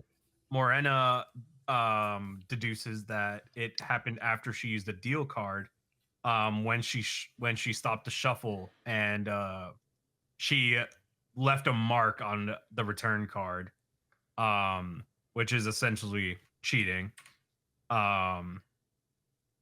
And since she cheated, that means that she could only pick between yes and no, right? If she cheats in this game. And since saying no means that she dies, she has to say yes. And that means that Borkson is joining the crew. And everybody's kind of standing around clapping, and then Borkson feels like a rush and falls to her knees as Morena welcomes her to the new member, welcomes her as a new member of the Haley family. And basically she's running through the rules. She's like, as long as you're alive and on our side, the Haley won't come after her or the people that she views as dear to her. And then she continues to explain the Contagion game, which is kind of like an app, apparently. Was this a thing before? Like, did they mention before that was like an app? No, I mean, this is Morena's, I guess, how she explains it. But it is similar to how the narrator explains it. Narrator puts it in more like direct terms where she's putting it in the game context for like easier to explain probably. Okay, so she's basically like giving her the rundown. She's like, I always know your level, number of points, location, status. You can't get rid of it. I already told you the 3 conditions to join us. And she also adds in that infighting and backstabbing isn't forbidden as long as it's not too flagrant. Which, what the fuck does that mean? After she says that, she gives her a fucking like really terrifying glare. It's kind of like a god looking down at a fucking peasant, you know what I mean? Mm-hmm. And she explains that at the moment Borkson is level 0 and she hasn't fulfilled all the conditions to joining. And once she finishes all the conditions, she'll be level 1. She'll get an Nen ability at level 21. At level 100, she'll be able to create her own team like Morena. And she continues to explain, like, kill a civilian, get a point. Kill someone with Nen, gain 10. Kill a prince, you get 50. Which is a huge jump. Again, like, Morena just keeps getting more and more like a monster in this page. She becomes like a shadowy figure, and all the people behind her looking like just shadows it like in her like of their former selves. And she's like, whether you level up or not, it's up to you. Whether you stay here or go back to your friends is up to you. But they will betray Borkson the moment that she's not used to them. And their goal is to kill people, essentially. And Borkson, in her mind, like a shining beacon in the darkness, goes, there's an undetermined time limit. If there's another specialist candidate, she won't be useful anymore. And if her ability is installed in her like an app, she should assume that it comes with spyware that shows her everything that Borkson sees and hears. So she realizes that she does need to get power, and she has to kill somebody to get an ability in as fast as possible.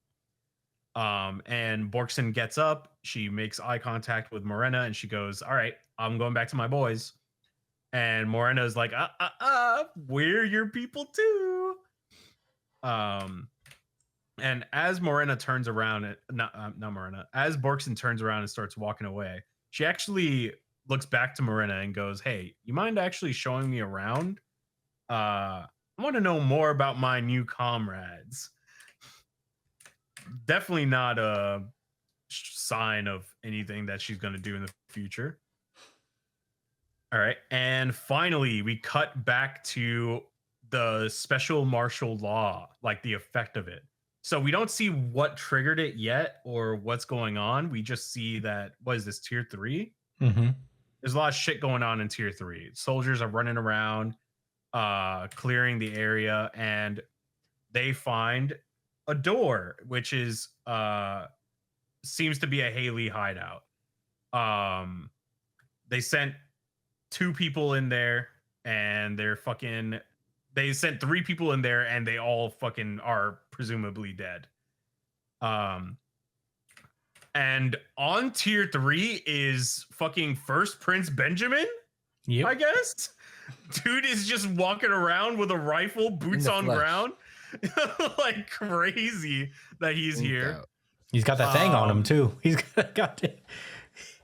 He's down here calling shots, and it seems as though he has been exposed to the same biochemical weapon that was used against Halkenberg by himself. So he has 12 hours before he's dead, and he needs to clutch the fuck up and he needs to clutch the fuck up and win the succession war so that his son could be the king instead of himself. So he has 4 princes left to take care of. I think a few of them are unaccounted for. And we see him walking into, I think this is the courthouse, and he is met with what is it, Batosai? I forget his name. Fuck. Maelstrom? I forget. Maelstrom. Ms. Eystrom, yeah. Ms. Eystrom. And then there's Bato. He's. I think his name is Bato. But it's Batosai. Oh, the dragon he's talking about? Yeah. Yeah. Batosai. Brian, I think. Batosai is Kenshin. Is Rurouni Kenshin. He took it here, Batosai. Oh. Damn, what is this big dude's name? Batobai. It's Batobai. Batobai. Batobai and Kaiser. Which Kaiser here feels a little Out of place. out of place. But he does work there, I guess. He does work in this courthouse. Everybody has their hands up except for Batobai, which means this motherfucker's about it. Yeah. even Mazai has his hands up. And they get into a confrontation, and essentially this is them talking about like the terms of declaring martial law and like what happened with the biological weapon that Saradnik and that he's kind of framing Saradnik and Halkenberg by making them seem like terrorists who use this biological weapon, and they were working together. And he claims that there are a bunch of co-conspirators, and a lot of people are going missing. And Mazai kind of comes to the conclusion that his plan is to leverage the princes in Tier 1 as hostages to secure the 3 branches. And as they're kind of talking, but Tobai kind of gets right up into First Prince Benjamin's face, and he goes, "You look rather pale. Are you all right?" And with the cold stone expression, Benjamin goes, "There's no problem at all." And Kaiser thinks to himself, he goes, "If Benjamin is pushing so hard because he himself has been infected, considering Halkenberg's progression, he has almost 24 hours, at most 24 hours. And if they can survive at least one more day, they'll be able to make it past this special martial law." And that ends the chapter. Wrong Burgundy, number 1. What are your thoughts? All right. First of all, this was my favorite chapter of the week. Where are you, sir? Yeah. Certified RGC. Certified RGC. Certified RGC. Yeah, man. For Borkson to lose because she cheated, all the while she was pressing Morena about cheating and all of that, it was just so funny to me. At the end of the day, she was in a really disadvantageous position. There's no way around it. And the only reason she had her out was for the sake is because, you know, Morena's ability was so strong. She had to have that type of vow, you know, the Nen vows, as we say, you know, conditions. Yeah. Oh man, we love conditions. But yeah, she got caught. She said, "Fuck taking a chance. I'm going to make this deal, kiss this chick, and I don't get the fuck up out of here." That's why she crumpled, like they even say it, right? She crumpled it up. It was like, oh, thank God. I even thought, like, damn, that was dramatic. I didn't think Borkson would, you know, like now it makes total sense. It's because she cheated. Tough shit. Benjamin is the thirstiest prince, I think. I would say so. He was like fiending to do this martial law shit. Yeah, and he's been fiending for martial law for so long. But man, you want to talk about fucking resolve? I mean, he just accepted, okay, I'm sick now too. I'm gonna die. Hawkenberg died too. So it's cool. I'm gonna kill everybody. I'm gonna kill all my siblings, become king, then die and pass it on to my son. Wow. Mega resolve. I mean, in my panel of the week, when you go to the last page and when he says there's no problem at all. Yeah. Do you guys feel those emotions stirring up in you when you look at his face? He looks like a You feel potato. your fight or flight instinct being triggered. He looks like a magical beast. His mother came from the dark continent. Yeah. He's one of the plagues. He is. This is what Beyond brought two things back. Then baby Benjamin, who's actually his kid, I guess now, and Zobe. But Tobai. Huh? No, Oh, you Zobai. mean He's like talking the about the monsters. yeah. Yeah, the zombie shit that makes them eat themselves. Yeah. They stay alive forever. It's crazy.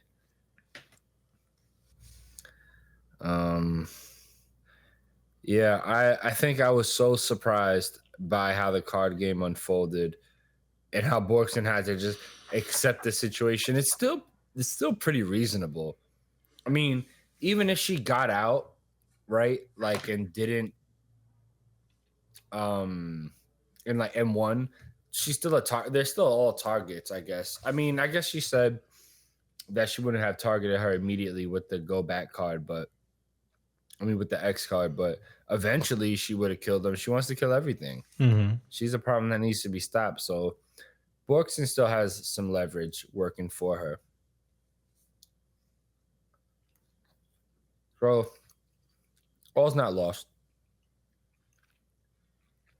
That's crazy. We've known Borkson for 3 chapters, and now I'm very invested. Oh my god, yeah. Chris, you mind if I go first with my thoughts? Be my guest. Josh, are you done? Go ahead, Ron Burgundy. I mean, Rog Burgundy.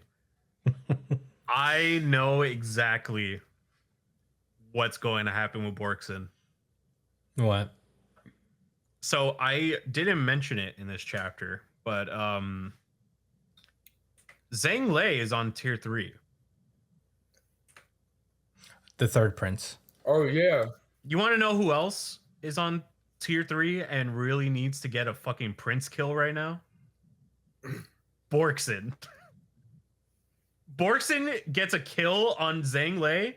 She's halfway to 100, gets a Nen ability immediately. Almost all immediately. she has to do is also, I think she's gonna kill Prince Benjamin too.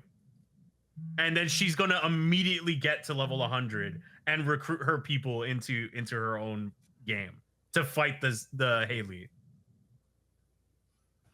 Yeah, I don't think She's it'll one be of that easy. Saradnik's cards, right? What'd you say? Who does Borkson work for? Saradnik, right? She doesn't work for Saradnik. She's friends with Saradnik, but her her core team of like the 5 soldiers who are childhood friends with Saradnik. Those guys are gonna be part of her small army, essentially.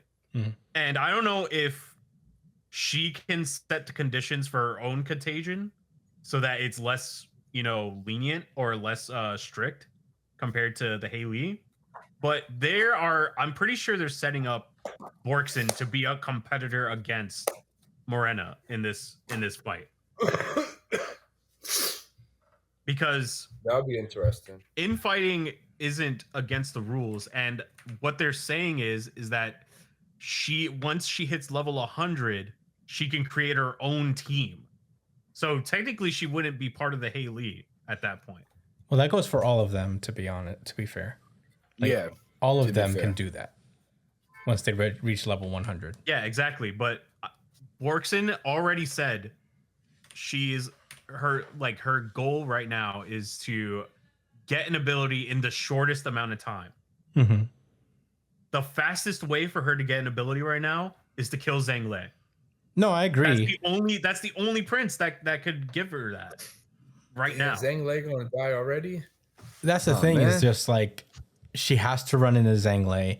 She has to immediately kill him. And she knows where she knows where he is. We don't know what the coins do. She's Royal Army. She knows exactly where everybody is right now. Yeah, but like she can't just like walk into his room, I mean, the Royal Army's looking for her. She can just walk into his room. Wherever he is, she can literally just walk in there because she's Royal Army. Well, no, but they have to be like, the deal was that only like 1 or 2 can be assigned to a prince. Like she wasn't specifically assigned to Zhang Lei, and she's not part of I don't think she's part of Benjamin's army, is she? The Royal Army is Benjamin's. Okay. Well, So and they're all looking for him. They it's martial law. They have to contain all the princes. So she could go in after him under the guise that they're trying to contain Zhang Lei and then just pop his ass. I'm not saying it's impossible, but I feel like that it wouldn't be that easy. Hunter x Hunter is never that easy to start with. It's never that easy, but that's gonna be her play. It feels like she's kind of forcing herself into that situation. Because what's the alternative? She has to blindly kill 21 people. Yeah. The fastest way possible is to kill Zhang Lei. Sure. But I don't know if that's And gonna then she could just I think what she might bank on is that her Nen ability will bail her out of the situation after she kills Zhang Lei. I don't know. I'm not sure about that one. I don't know. I feel like that's her best play. Like, who else could she possibly kill? She would have to kill two. She would have to kill 2 Nen users and 1 civilian to get a Nen ability. Well, in theory, she could Or- kill Morena's own soldiers. Backstabbing is not. We don't know the limits of what flagrant is to her. Where like she probably would allow, like her own teammates to kill each other as long as it's like not super getting in the way of what she wants to do. I don't know. I don't think she's just gonna immediately like. I also don't think that's the smartest move. To go immediately kill Prince Benjamin, be in like hot Not Prince water, Benjamin, and no, sorry, not Zhang Lei, and then immediately be in hot water with a Nen ability she doesn't even know what it is yet. You know? I don't know, man. I mean, obviously it's the easiest play given the rules, but I don't think she would just like run over to Zhang Lei's house real fast. No, he's in the he's either in the mafia place, which she could probably get to. Yeah, Zhang Lei's also got his own mafia and his own military. He's got his own guards.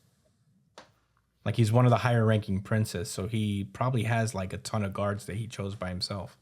What gang is he a part of? I think he's the Char. Because the Jiu is who? Jiu is Lazarus? Henry. Is Henry. No, it's Lazarus. It's Yeah, Lazarus, Lazarus. Serednik, and Zhang Li who have mafia families. Yeah. I don't know. I'm just saying this. Yeah, you could be right. Or you She could could be wrong. She's gonna go get her boys, run in, quick scope Zhang Lei, I don't see get her it. Nen ability. There's also I'm this- just curious what her Nen ability will be. There's also the Nen monsters, the Nen beasts. Like, Yeah, but unless it all of a sudden becomes. that's a the thing. We defensive- literally don't know what his Nen beast does. We don't know what We those have no coins idea do. at this point. Imagine when he gets shot, a coin expends and somebody dies instead. They pay their life for Zhang Lei. I'm thinking about Benjamin's ability. We're gonna see his. Yeah, because real his Nen swing beast since is he only has- constantly on his shoulder. Yeah, it's got to be doing something, yo. So like, and we're gonna find out soon since he's supposed to die. His Nen beast ain't shit. He let him get poisoned. That's what I was thinking. I'm like, you sitting on his head, you good, bro? Like You really just let him get poisoned for no reason. Well, technically, it couldn't do anything to stop him because Well, it can't directly. because there's a Haukenberg. Well, we don't know. That's the thing, is that we don't know the limitations of how much the Nen beast knows. Because if the Nen It beast would know. knows that Haukenberg is within that guy, I think it would know. yeah, I Because guess. the rules are explicitly you can't hurt a prince. Yeah, right? no, I know that. Yeah, I guess we're gonna have to like assume that this Nen beast knew that Haukenberg was in there, and could not directly attack the prince, which is I hella think smart. that might be why Benjamin knows that Haukenberg was the one who fucking nuked his ass. Yeah. Said I knew But it is was one of these Haukenberg- motherfuckers. So is Haukenberg like actually? Man, what the fuck happened? Why are we? Yeah, I'm sure we're gonna get a little bit of information because there's definitely a gap in the events here. We did not see him get Haukenberg poisoned. is still alive. inside of somebody Yes, else. Like he's learned, he knows he can pass his soul on to other people. Yeah, he's currently possessing Benjamin's right hand man. Last we saw him. Who had the chemical weapon in him. Yes, who had the chemical weapon. And he was going back specifically to poison Benjamin in his body. So maybe So I that's guess what it sparked fucking worked. Yeah. I guess Halkenberg just checkmated him. But then where's this guy? Where did Halkenberg go? Yeah, I don't know, man. It's fucking wild. Anyway. But yeah, those are my thoughts. Borkson's got to clutch up before the Haley meet Krollo, and it's really fucked for them. Yeah, I'll say my thoughts real fast because I think we covered it in our discussion. I don't know where this is going. I don't even know how it got here. I wouldn't expected that like smash cut to Benjamin is poisoned. Smash cut to I guess it worked. I guess Halkenberg's playing 4D chess and just won. Yeah, there's definitely some gaps in the information. Benjamin is interesting. He says that there's 4 princes left. I'm like, damn, already? Really? I guess he's considering 4 princes who are I think actively out of like fighting. the older ones. Yeah. Because he's Camilla. assuming Halkenberg's down. So that would be Camilla Serednik, Zhang Lei, Serednik, Zhang Li, and Tubeppa. And Loserus. Tubeppa. Those are like the. Oh yeah, Tubeppa. He probably doesn't see Loserus as that much of a threat. Yeah. That's so weird. Yeah, that was such a weird way to say. Is that what was said? There's 4 princes left? Mm-hmm. Because so there's a chance that Loserus's assassination attempt already happened. Damn. The princes just dropped dead in the intervening time of this fucking negotiation game. Who else is missing? The stealth kid. Fugetsu. Oh yeah, Fugetsu's missing. The young kid with the dragon. Forget his name right now. Fugetsu, the young dragon kid. Obviously, Wobble. Tyson. Yeah. There's still more. There's more than 4 princes left. I don't know what he's talking about.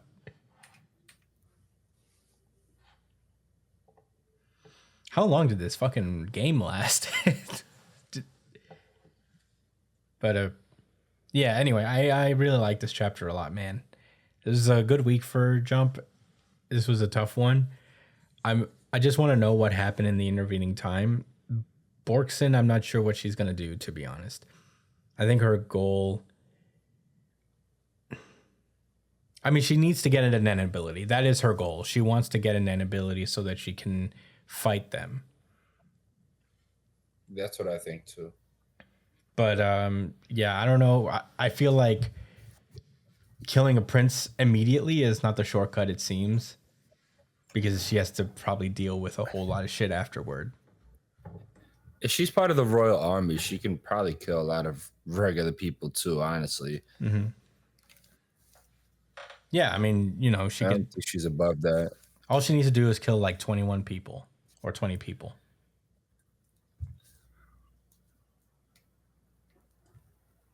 Which is fucked up to say, but that's the vibe here.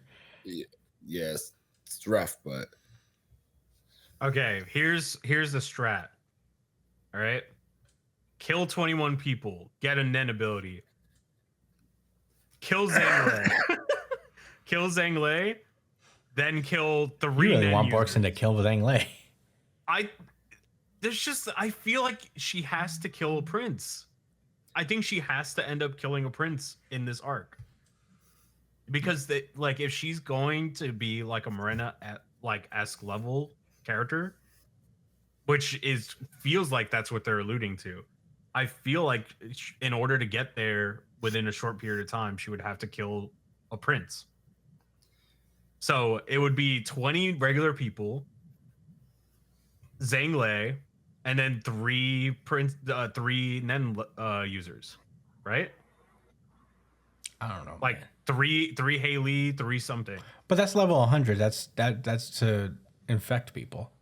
Yeah, exactly. And she's going to infect like her close friends, and then fight back against the Haley to save to like save the world or something. I don't know. I didn't even know how to predict Hunter x Hunter, to be honest. So Nah, I can see that happening. She's just very much opposed to Haley, and she is very ready to like fight back in her own way. Yo, I am so curious about that connection with Saradnik. He's a fucked up person, so for them to all be friends and shit, they can't be the greatest people either. they're literally like a shonen protagonist team. Yeah, like they seem so innocent compared to Saradnik, which is crazy. Yeah, I don't know if they're gonna find out he's actually a gross individual. There's no way they don't know that. Well, you never know what people do behind closed doors. True. But those are all my thoughts. I don't know if you guys are ready to move on or what. I'm ready. Yeah, I'm ready to move on. Okay. Let's go. This is part of the war in the Bronx. Undead Unluck. Wrong Burgundy? Yeah, Chris. Thank you. All right. Undead Unluck. Chapter number 234. Know all along. Last week, all the negators was together fighting against God, and they realized that it just wasn't going to be enough, like with their abilities alone. They need the power of a certain artifact named Heart. Turns out Heart is actually within the literal heart of Fuko. She resolves, as well as Andy, as I'll mention, as we'll see in a moment, that that she's ready to, die for this. So this week we have Fuko letting everyone know that the heart is Fuko is the heart. And then if you take it out to use it, Fuko dies. Andy said, bet. All right, you sit tight. I'm going to pull it out now. Everyone's wild and they're like, oh, like, what the fuck's wrong with you? Don't just kill it now. And he's like, Nico, you've known her for the longest in this loop. So I assume you know that she's willing to die at every single opportunity if it means doing it for her friends. That's facts. That's the alternate title for Unluck, that whole statement.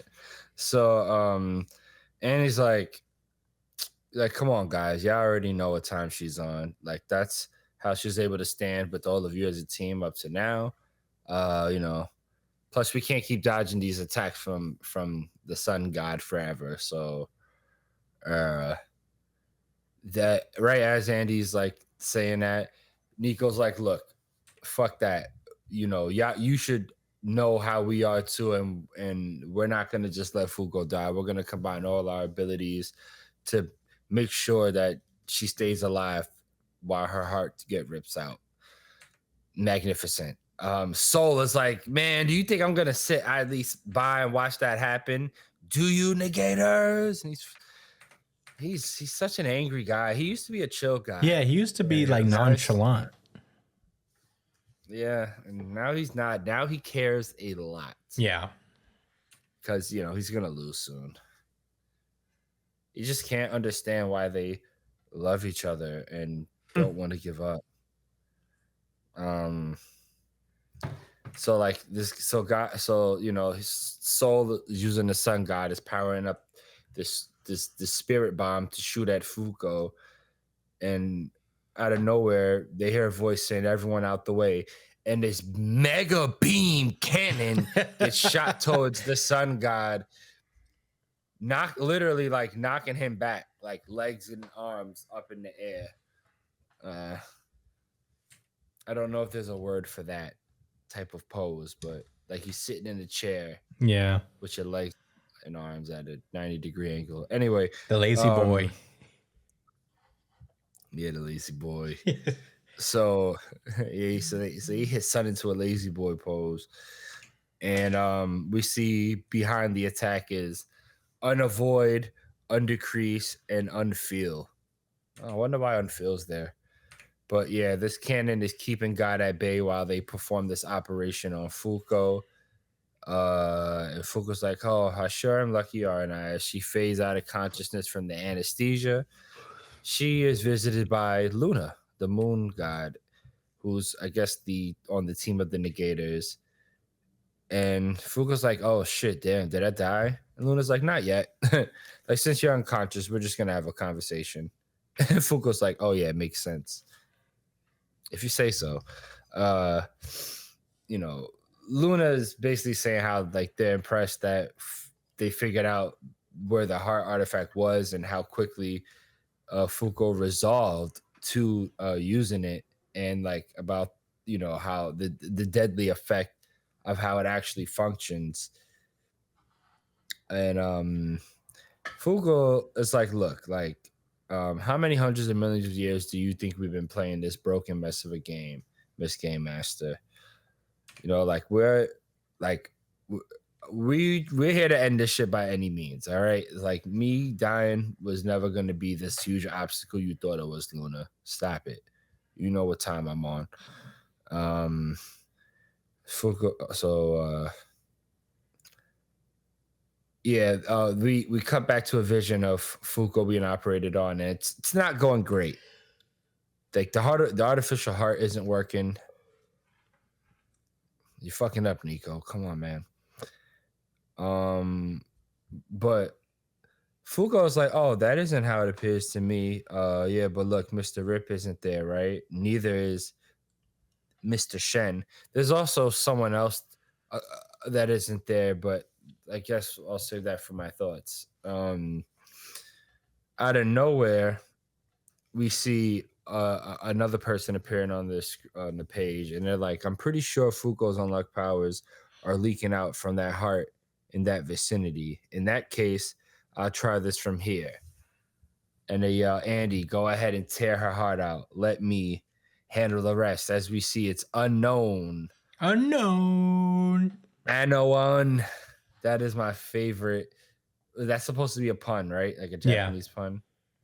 Anoan. Mm-hmm. Unknown. Yeah. I like that a lot. I live for that corny shit. We love a pun here. And they come through with the time artifact. And Luna's like, unknown? How did they find him? Fuko's like, oh, I'm guessing it was Move. I think they use Untruth to get Move to follow their orders. Send us to where Akira... Oh, right, yeah, because he was telling him... That's actually really smart.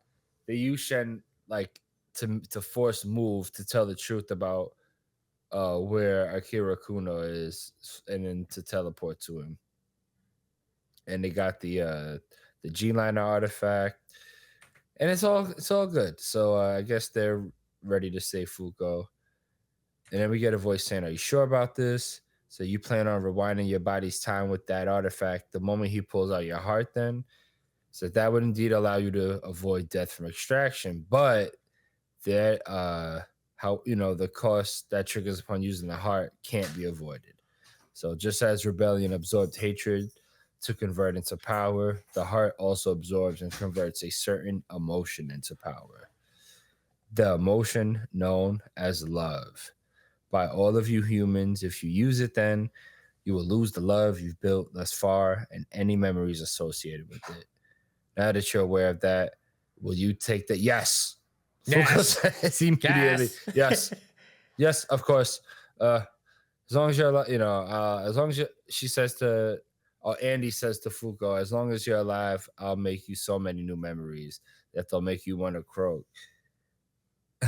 We hear Life is Strange activate, target Fuko Izumo, de-age 1 year to send her body back in time.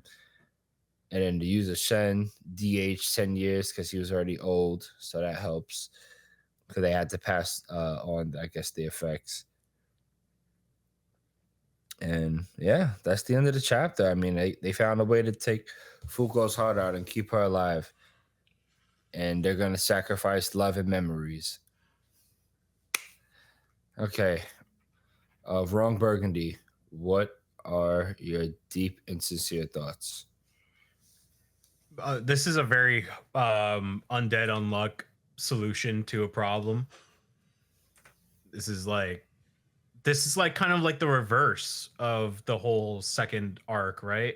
Where it's just like, oh, let's make new memories. And we'll talk about the old memories when we get there. And now it's kind of like, now all the memories that we made, the new ones and the old ones, we don't need them anymore because we already know that we can make new ones, kind of deal. So it's kind of like a love triumphs no matter what you do to it kind of situation. And I think that's just Undead Unluck to its fucking core. So for them to find a solution like this in a very Fuko way and a very Andy way, like, they're just one big fucking family, and they're gonna be okay whether they lose love or not. You know what I mean? So this is a pretty nice way to win. You know what I mean? This is Undead Unluck when it's, you know, at its best, in my opinion, is love triumphs. So I'll keep that short and sweet. That's what I think about this chapter. Chris, what did you think? For a while, I've been kind of like a little bummed about Undead Unluck because, you know, it's so clearly ending ahead of schedule. But I have been respecting a little bit how he's kept like the overall vibe of Undead Unluck in check, you know, and like keeping it still, like the spirit is still here, and I appreciate that, and I feel that with this chapter. I may all be jammed a little bit too quickly, but I am feeling like that general sense of optimism that comes with Undead Unluck, and just Fuko's lack of hesitance to just do what needs to be done to win. She just trusts her people that much. She's just like, no yeah, matter what happens. Yeah, duh. Sure. She didn't even let him finish. She didn't even let Luna finish his sentence. He was like, yes. But Yep. Say less. Give it a sec. So yeah, I'm appreciating it. I'm excited to see what the heart actually does. Yeah, I'm glad a massive unimaginable stroke of unluck. Oh yeah, I forgot about that. But I'm into it. I can't wait to see how it all ends. I wonder what big stroke of unluck we're gonna get, because we've already gotten like meteors and just like the worst things imaginable. So the Big Bang. Oh my God, they create a new loop, but they create it, not God and Luna. Oh shit! That'd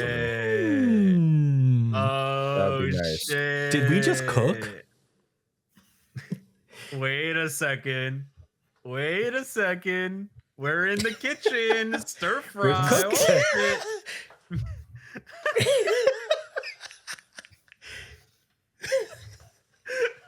Did we just cook? We've got to cook, Jesse. We Jesse. have to cook. Jesse, we have to cook, Jesse. Undead Unluck is ending, Jesse. Jesse, we have to cook up a final theory for Undead Unluck, Jesse.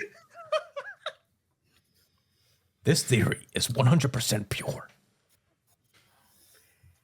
Pure blue. Is Jesse a good cook himself? Yeah, he eventually he's becomes pretty alright, damn good. yeah. He becomes like second only to Walt. Oh. Which is a good aspiration if you're, I guess, a meth dealer. But that's all I got to say about Undead Unluck. I really like this chapter. Wrong Burgundy. Number 1. So something I feel like that's going to come into play is Unruined. Remember, he's out there right now in space getting like... Oh my God, I forgot about him. Trapped in it. He's like trapped or something like that. Oh, yeah. I forgot about that shit. They sent him to his room to think about what he did. Also, Rip is missing too, right? Still? Rip's around. He's somewhere. He's just not like right Yeah, there. but Fuko mentioned Fuko did that mention Rip it. isn't here. Yeah. So what does that mean? I don't know. Or is Rip with Shen? Yeah, Rip was with Shen or something. Oh yeah, Rip is with Shen here. So Like the that's group what- is still a little fragmented because they were all fighting the other master rules. Got it. That's where Shen is. Yeah. Why did Rip have to go with Shen? I think he just pulled up there. I don't know. I didn't think he went specifically there. Isn't that him riding Shen's shoulders? Or am I tripping? Let me see. Because like this person says Rip. No, Rip is with Atla on the thing. Yeah, they're all together. I guess they're all just like dodging the laser beams and shit. I don't know where Rip went. But this guy says Rip. Whoever this is says Rip. What page? Where the unknown reveal. Oh. Yeah, I don't know. I'm a little confused Rip went over to give the G liner to unknown. Mm-hmm. And he took Shen with him. Oh, okay. Got it. Okay, so yeah, now Unruin is the only one left, right? Mm-hmm. That's true. And he discovers love Live. in this final moment. We get an an Unruin self-redemption in the final chapter of the series. Yeah. But yeah, if you wanted to finish your thoughts, I'm sorry, Josh. You mean wrong? Oh, Nah, wrong I don't- Burgundy. I'm too easy on you You're guys. slipping. I'm too easy on you guys. Slipping. Yeah, I'm really curious what the heart artifact will. I mean, we know it's going to be a stroke of unluck, but I wonder how it's going to manifest.